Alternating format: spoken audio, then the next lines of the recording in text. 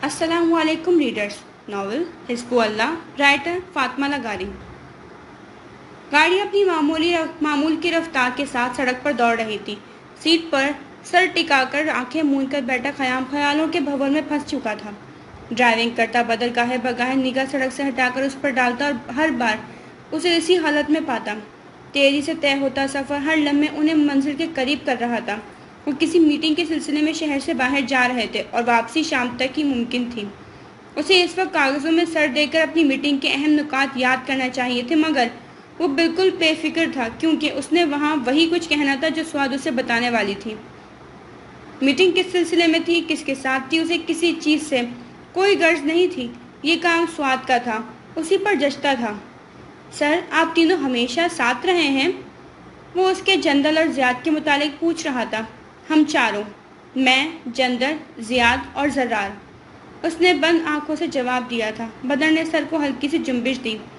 आप में हमेशा से ऐसी ही गहरी दोस्ती थी? वो मुतजस्सिस था। नहीं, मेरा दोस्त सिर्फ जंदल था। जंदल को ज़्यादा दोस्त बनाने का शौक़ था, तभी वो ज़ियाद का भी दोस्त बना और ज़र्रार का भी। मैं और ज़ियाद बहुत लड़ते थे, जबकि ज़र्रार हमेशा से शरीफ था। फिर वक्त के साथ साथ चारों में कब गहरी दोस्ती हुई अंदाज़ा ही नहीं हुआ। उसने आहिस्ता से आंखें खोली। निगाह सामने हमवार सड़क पर टिकी। और स्वाद आपी? वो पहले मेरे लिए बस जंदल की बहन थी।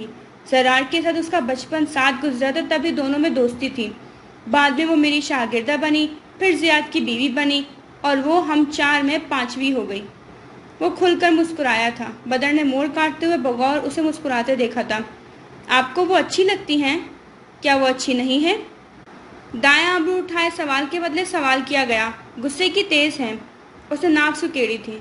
लड़कियों को ऐसा ही होना चाहिए, हसास, नरम मिजाज और नाजुक सी लड़कियां सर्वाइवर नहीं होती, जबकि स्वाद सर्वाइवर है। क्या समझे? नरमी से उसे समझाकर सवाल किया गया। वो मुस्कुराते हुए सर को जुम्बिश दे गया। ख़याम ने कुछ याद आने पर डैशबोर्ड पर रखे कागजात उठाए। उसने कागजात का जायजा लिया तो एक अंगूठी उनसे निकलकर उसकी गोद में गिरी। उसके माथे पर बल पड़े। आराम से अंगूठी को अंगिश्ते शहादत और अंगूठे के दरमियान उठाया। वो सादी सी अंगूठी थी, जिसके दरमियान में नीले रंग का चमकता हुआ बड़ा सा मोती जुड़ा था।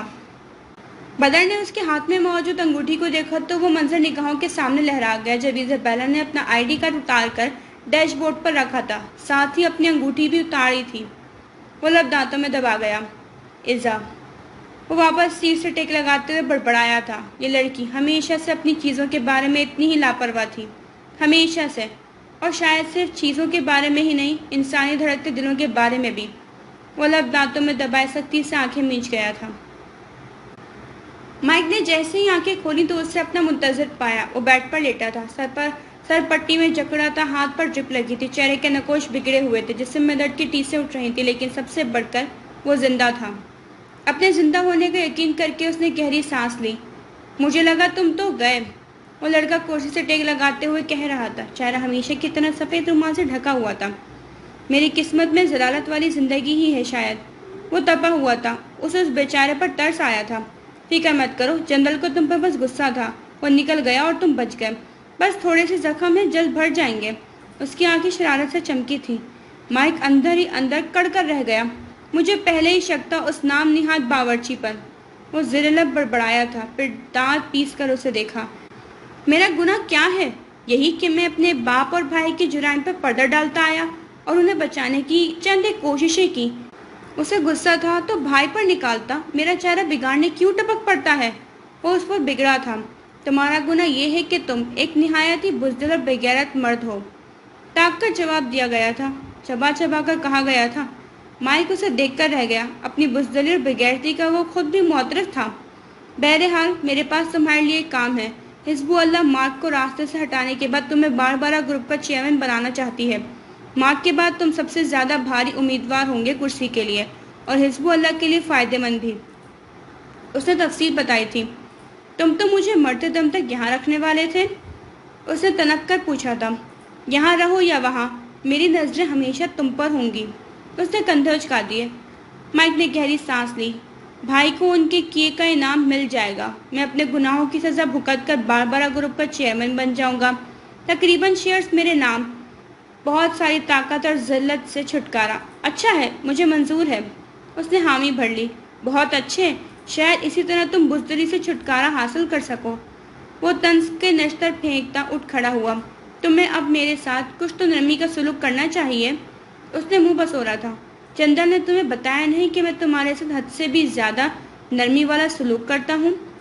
मुस्कुराकर पूछता हुआ हल्का सा हंसकर पलट गया। बेचौताब खाकर रह गया था माइक। ये ज़रारत तो शायद चेयरमैन बनने के बाद भी उसके नसीब में थी। सर ये देखें, डेविड ने जिस शख्स से रब्ता करने की कोशिश की है, हम उसे ट्रेस करने में कामयाब ठहरे हैं। एक लड़की की आवाज़ पर उसने चौंक कर उसे देखा। इर्द गिर्द अपनी अपनी स्क्रीनों में सर देकर बैठे लोगों ने भी सर उठाकर उसे देखा। वो जल्दी से उस लड़की की तरफ आया। लड़के ने स्क्रीन उसके सामने की। एड्रेस देखकर उसके गले में गिल्टी उभर कर मासूम हुई। हमें मार्क सर को बताना चाहिए, वो यकीनन उसे सराहेंगे, उस लड़के ने खुशी से कहा था। वो कुछ कहने ही लगा था कि कमरे का दरवाज़ा खुला और 2 आदमियों के साथ मार्क अंदर दाखिल हुआ। वो लड़का जल्दी से उठ खड़ा हुआ। हमने उसे ढूंढ लिया सर, वो चहका था। मार्क के माथे पर बल पड़े। अगले ही लम्हे वो सब बात समझ गया और जल्दी से उनके पास आया। एक निगाह एड्रेस पर डाली, फिर उसकी तरफ मुतवज्जा हुआ। अपने साथ कुछ आदमी लो और जल्द अज जल्द उन्हें पकड़ो, खबरदार कोई भी हाथ से ना निकल पाए। मार्क ने हुक्म सादर किया था। उसने सर इस बात में हिलाया था। मुट्ठियां सख्ती से भींच ली थी, हथेलियां नम पड़ने लगी थी। अगले ही लम्हे उसने दरवाजे की तरफ कदम बढ़ा दिए। मार्क उसके जाते ही उस लड़के की तरफ मुतवज्जा हुआ। डेविड के पीछे एक आदमी लगाओ, आज की रात इससे भी जान छुड़ाओ और 5-6 आदमियों को तैयार करो। आज ज़ियाद ताशफीन का खेल भी ख़त्म करते हैं। उसने कुछ सोचते हुए कहा था। वो लड़का सर इस बात में हिलाता अपने काम में लग गया। मार्क गहरी निगाहों से स्क्रीन को देखता अगला लाया अमल तैयार करने लगा। डेविड की तरफ से एक पैगाम मौसूल हुआ है। वो इस चिप के सिलसिले में मिलना चाहता है।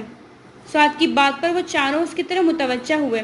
उसने एड्रेस भी भेजा है, उसी लाइब्रेरी का जहाँ ज़ियाद काम करता है। अब क्या करना है? उसने सवाल किया था। जनरल तुम फारिग हो? उसकी आवाज़ कान में लगे आले की वजह से बासानी जनरल ने सुनी थी। हाँ, मैं चला जाता हूँ उससे मिलने, उसने मसरूफ से अंदाज में कहा था। एहतियाती तदबीर अपना लेना, हम लोग बस वापस आ रहे हैं। उसने इत्तला दी थी। मैं भी आ जाऊँगा, यहाँ बस थोड़ा काम रहता है, रात तक फारिग हो जाऊँगा। लाइब्रेरी में किताबें समेटते ज़ियाद ने कहा था। चंद लम्हों में प्लान तरतीब दे दिया गया था। किताबें समेटता ज़ियाद जल्दी जल्दी हाथ चलाने लगा। स्वाद स्क्रीन की तरफ मुतवज्जा हो गई। ड्राइविंग करते बदर ने ख़याम को देखा जिसे इसी वक्त कोई पैगाम मौसूल हुआ था। एक कैदी रिहा हो रहा है, आज रात बंदरगाह पर पहुँचो, मुआविया बिन आज़म। वो कोई इत्तला नहीं थी, वो हुक्म था। वो माथे पर बल डाले उस पैगाम को देखने लगा। पैगाम किस कैदी के मुतालिक था उसे बिल्कुल अंदाज़ा नहीं था, लेकिन भेजने वाला मुआविया था, लिहाजा उसकी सदाकत पर उसे यकीन था। उसने माथे पर बल डाले पुरसोच निगाहों से सड़क को देखा, फिर कुछ सोच कर बदर की तरफ मुतवज्जा हुआ। गाड़ी रोको बदर। बदर ने ताज्जुब से उसे देखा, फिर गाड़ी एक तरफ खड़ी कर दी। तुम फौरन स्वाद के पास पहुंचो, मुझे कुछ काम है यहाँ, उसने अपना कोट उठाते हुए कहा था। लेकिन जा कहाँ रहे हैं और अचानक से कौन सा काम पड़ गया? वो परेशान हुआ था। मुझे आने में देर हो जाएगी और राब्ता ना कर पाऊँ तो स्वाद से कहना आलियान को ढूंढे। वो उसे हिदायत करता गाड़ी से निकल गया। बदर ने परेशान निगाहों से बैकव्यू मिरर में उसे टैक्सी में बैठते देखा। टैक्सी बिल्कुल मुखालिफ सिमत में जा रही थी। उसने लब दांतों में दबाए, फिर गाड़ी आगे बढ़ा दी। उसके पास उसकी बात मानने के सिवा कोई चारा नहीं था। उसने कहा था वो अगले दिन ही लौट आएगा। सुनान की धीमी आवाज़ उनकी समाज से टकराई थी। शायद उसे कैद कर लिया गया हो, मुआविया ने अंदेशा जाहिर किया था। अगर उसे कैद कर लिया गया है तो हम ऐसे यहाँ छुप कर नहीं बैठ सकते, आलिया ने तफक्कुर से कहा था। हमें कुछ भी करने से पहले मालूम करना होगा वो कहाँ है और किस हाल में। सुनान इस्तराब की कैफियत में कहता उठ खड़ा हुआ। वो सोफे से हटकर खिड़की के पास आया, पर्दा हटाकर नीचे गली में झांका। आखिर वो कौन लोग होंगे जो हर चीज़ तबाह करते हुए यहाँ आ रहे हैं? पहले तुम्हारा घर, फिर मेरा और अब दहिया का। चाहते क्या हैं वो? मुआविया ने पेशानी रगड़ते हुए पूछा था। ख़याम लापता है, ज़ियाद ज़ख्मी है और इज़ा का कुछ मालूम नहीं।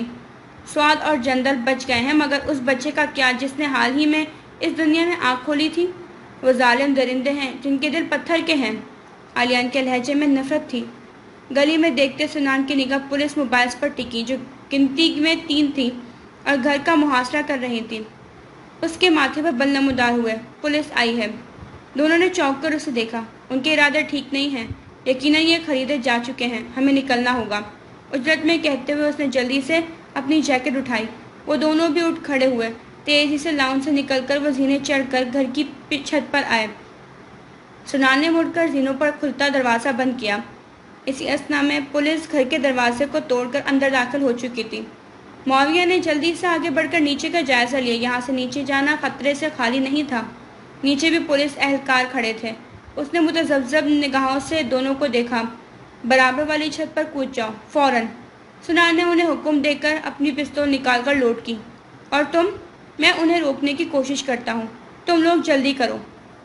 معاویہ اور آلیان نے آپس میں نظروں کا تبادلہ کیا، پھر نفی میں سر ہلایا۔ تم پکڑے جاؤ گے، ہم ساتھ لڑیں گے، ساتھ مریں گے۔ آلیان نے فیصلہ سنایا۔ کچھ تو ہوش کے ناخن لو، دھیا کو ڈھونڈو، پھر مدد کے لیے آؤ۔ یہاں سے بچ کر نکلو گے تو کچھ کر پاؤ گے نا؟ مجھے کچھ نہیں ہوگا، یہ وعدہ ہے میرا۔ تم لوگ جلدی کرو بس۔ پولیس اہلکار زینے چڑھ رہے تھے۔ معاویہ نے اضطراب کی کیفیت میں اسے دیکھا۔ تیزی سے زینے چڑھتے اہلکاروں کے بوٹوں کی آواز اس کے دماغ میں ہتھوڑے کی طرح لگ رہی تھی۔ وہ جلدی سے آلیان کی ہمراہ برار والی چھت کی طرف بڑھا۔ سنان نے چہرہ موڑ کر اسے دیکھا۔ سنو معاویہ، اگر میں قید ہو جاؤں تو رہائی کے وقت سب سے پہلے ملاقات کے لیے آنے والا میرا بیٹا ہو، میرا خیام ہو۔ معاویہ نے مڑ کر اسے دیکھا، پھر سر کو جنبش دی۔ میرا وعدہ رہا۔ ایک آخری نگاہ اس پر ڈال کر وہ چھت پر کود گیا۔ اس کے پیچھے ہی آلیان نے بھی چھلانگ لگا دی۔ پولیس اہلکاروں نے دروازہ توڑ دیا۔ کئی پستولیں اس پر تان لی گئیں۔ اس نے دونوں ہاتھ اوپر اٹھا لیے، پستول نیچے رکھ دی۔ ایک اہلکار نے آگے بڑھ کر اسے ہتھکڑی لگائی۔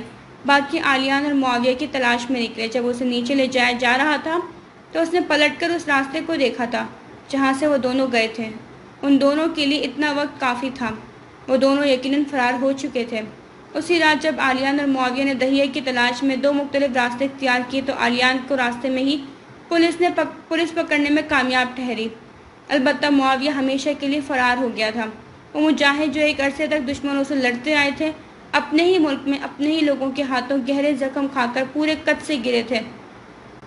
آلیان کو 1 ماہ بعد جانی پولیس مقابلے میں مار دیا گیا۔ سنان کے لیے فیصلہ سنایا گیا کہ سنان حنفی کو تا حکم ثانی قید میں رکھا جائے گا۔ تا حکم ثانی یعنی تا حیات۔ حکومتیں بدلیں گی، اقتدار کی کرسی پر نئے حکمران آئیں گے۔ اگر کسی نے اس قید کو قابل توجہ سمجھا تو عدالت میں کیس چلے گا، ورنہ عمر اسی قید میں کٹے گی۔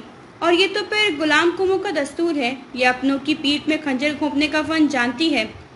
جو لوگ ایک قوم کے انقلاب کے لیے کھڑے ہوتے ہیں اکثر و بیشتر اپنی ہی قوم کے ہاتھوں سولی پر چڑھائے جاتے ہیں۔ جندالہ کے ساتھ بھی یہی ہوا تھا۔ ایک کے بعد ایک حادثہ، پولیس کی مداخلت اور اپنوں کی غداری نے اس تنظیم کی ایسی کمر توڑی کہ روشن اور بلند مقاصد کی بنیاد پر بننے والی تنظیم ریت کے ذروں کی طرح بکھر گئی۔ اب انتظار تھا کہ کب ان ذروں کو سمیٹ کر ساحل سے دور ایک مضبوط عمارت کی تعمیر کی جائے گی جسے سمندر کی کوئی لہر بہا کر نہ لے جائے۔ وہ پہاڑوں کی طرح سخت اور بلند ہو، فلک بوس ہو۔ لائبریری آسمان پر تاریکی پھیلتی سنسان پڑ گئی تھی۔ لمبی اور تاریک راہداریاں جن کے دائیں بائیں کتابوں کا ہجوم تھا سناٹے میں کھڑی تھی۔ کانچ سے مقدس خاموشی ہر سو چھائی ہوئی تھی۔ اس کے قدم دھیرے سے لائبریری کے فرش پر پڑے۔ احتیاط بھری نگاہوں سے ارد گرد دیکھتے وہ بنا کسی چاپ کے ایک تاریک راہداری کی طرف آیا۔ یہاں دیوار کی دوسری طرف کھڑکی تھی جس کے پار اسٹریٹ لائٹ کی روشنی سے گلی روشن تھی۔ روشنی کی کچھ شعاعیں کھڑکی سے ٹکرا رہی تھیں جن کی وجہ سے ایک حد تک راہداری کا آخری سرا بھی روشن ہو گیا تھا۔ اس نے اضطراب کی کیفیت میں پی کیپ درست کرتے ہوئے کلائی پر بندی گھڑی میں وقت دیکھا۔ اسے اب تک آ جانا چاہیے تھا۔ چند لمحات انتظار میں گزر گئے۔ وہ تذبذب سے دانتوں سے ہونٹ کچلتا کھڑکی کی طرف رخ کر کے کھڑا ہو گیا۔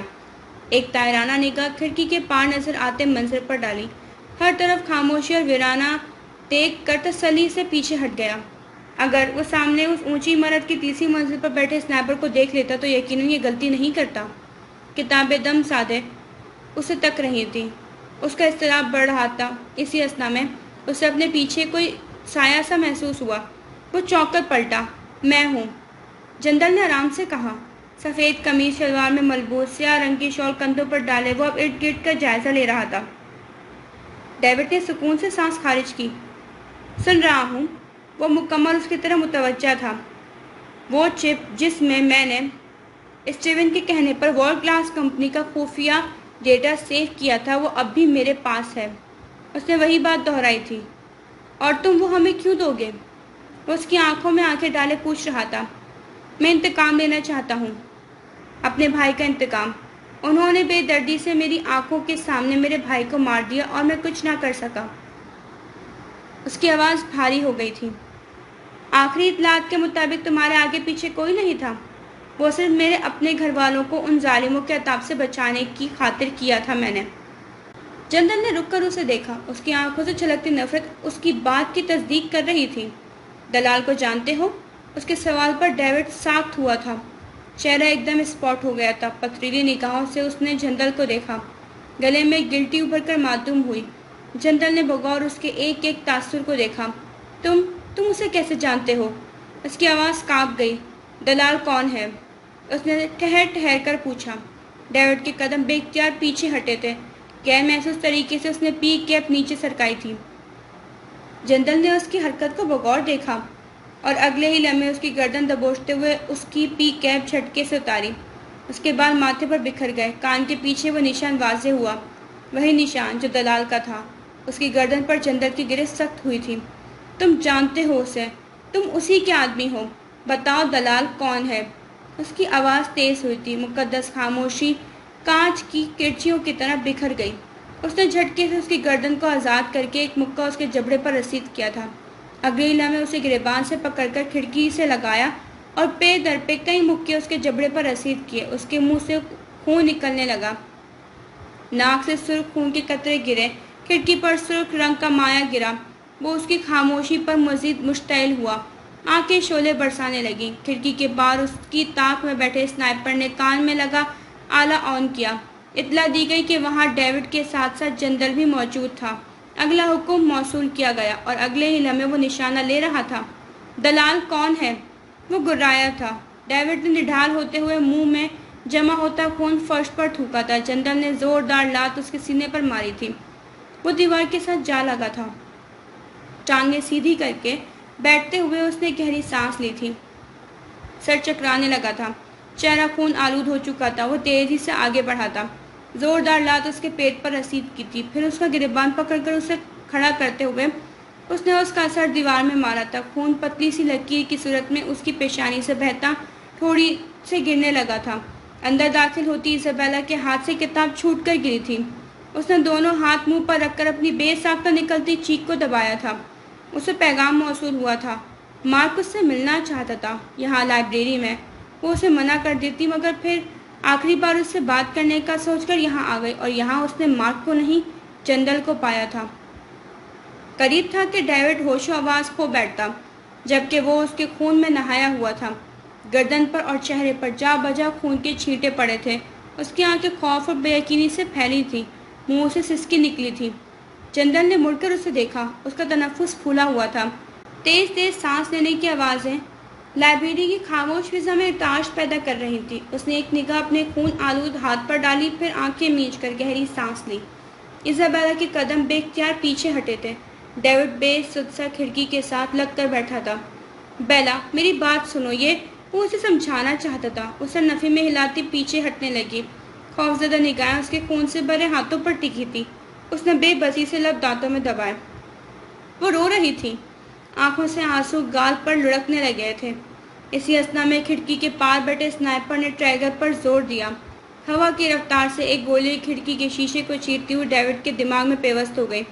کھڑکی کا شیشہ چھناکے سے چکنا چور ہو گیا۔ ڈیوڈ کو جھٹکا لگا اور اگلے ہی لمحے وہ بے جان ہو کر ایک طرف لڑک گیا۔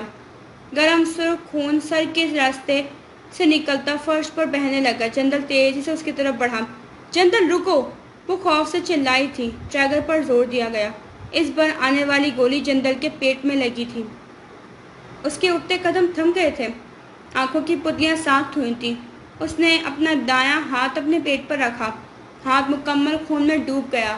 اس کی نگاہ سفید فرش پر ٹکی، خون اس کے قدموں میں پانی کی طرح بہنے لگا۔ درد کی ایک لہر اس کے پورے جسم میں دوڑ گئی تھی۔ اسے اپنی گردن میں کچھ چبھتا محسوس ہوا تھا۔ اس نے دایاں ہاتھ گردن پر رکھتے ہوئے وہ پتلی اور باریک سی سوئی گردن سے کھینچی تھی۔ سوئی ہاتھ سے پھسل کر فرش پر گری۔ गर्दन पर खून की बूंदें चमकी।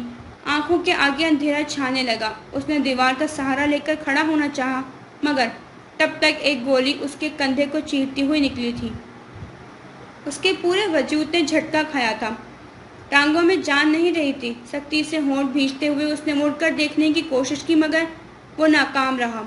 उसने देखा था कि ऐन उसकी निगाहों के सामने वो पूरा ऊंचा मर्द चारों शाने चित हुआ था। उसका सर फर्श से टकराया था। बाल माथे पर बिखर गए थे। शॉल और कपड़े सुर्ख खून में रंग चुके थे। उसके गिर्द खून का एक दायरा सा बनने लगा था। वो तेजी से आगे आई थी। घुटनों के बल नीचे बैठते हुए उसका सर अपनी गोद में रखा था। आंखें मत बंद करना प्लीज। वो उसका गाल थपथपाते हुए रो रही थी। वो उसे नहीं देख रहा था। उसकी आंखों के सामने अपने बाप की लाश घूम रही थी। अपने मामू का पूरे कद के साथ ढेर होना किसी फिल्म की तरह उसकी निगाहों के सामने चल रहा था। अपने रुखसारों पर गिरते उसके आंसुओं से अनजान वो अपनी माँ को जिंदा आग की नज़र होते देख रहा था। उसकी आंख से नमकीन पानी का एक कतरा निकलकर कनपटी से बहता बालों में जज्ब हो गया। ये मत करना चंदर प्लीज़। वो रो दी थी। वो धीरे से आंखें मूंद गया था। होशो आवाज़ खोने से पहले जो आखिरी आवाज़ उसकी समाज से टकराई थी वो स्वाद की थी। मुझे तुम पर फख्र है अखी।